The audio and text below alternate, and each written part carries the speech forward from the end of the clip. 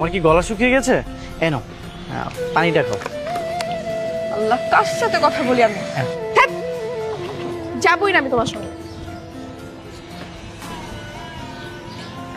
উহ, কইতে যে এসব আসে খামোখা আমার সময়টা নষ্ট করলো। এত রোদে তুমি হাঁটতেছো? রোদে তোমার স্কিনটা পুড়ে যাবে না, এই জন্য ছাতাটা ধরলাম।